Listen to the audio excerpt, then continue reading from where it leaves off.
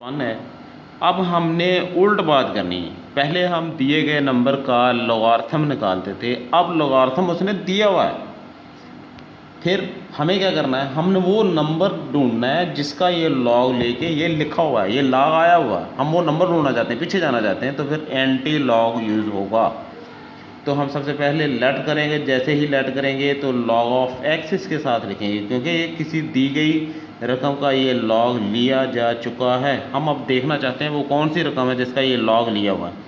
फिर उसके लिए हमें क्या करना होगा, एक्स है, ये लॉग है, तो इधर अगर एंटी लॉग बन जाएगा। जब एंटी लॉग बनेगा तो आपको फौरी समझ आ जाएगी कि हमने एंटी लॉग वाले टेबल को यूज़ करना है। इसके लिए क्या होता है, इसके लिए ये है कि ये हमारे पास आता है करैक्टरिस्टिक है, ये मल्टीसा है। हम लिखना चाहें तो यहाँ पे लिख सकते हैं। वाज़ह तौर पे ये करैक्टरिस्टिक है, मल्टीसे की बात आएगी तो मल्टीसा लिखें। वो मल्टीसा हमारे पास है 5621 है, ये क्लियर बात है। ये पॉइंट वाला हिस्सा जो होता है वो मल्टीसा होता है, और उससे पहले वाला रियल नंबर जो होता है वो करैक्टरिस्टिक होता है, जिसे आप उर्दू में ख़ासा भी कह सकते हैं। अब हम क्या करेंगे, अब हम x की वैल्यू ढूंढना चाहते हैं। तो हमारे पास ये एक करैक्टरिस्टिक है, इसको नहीं हम यूज़ करेंगे। पॉइंट के बाद वाला हिस्सा हमेशा याद रखना, जब आप एंटी लॉग यूज़ करोगे तो पॉइंट के बाद वाले हिस्से को ही देखा जाएगा।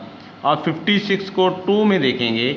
जब हमने 52 को किस में देखा, 52 को हमने 2 में देखा तो हमारे पास 3648 आता है, और डिफरेंस कॉलम हमारे पास 1 होगा, वो 1 ही आता है। जब आप इसका टोटल ले लेते हैं तो 3649 बनता है।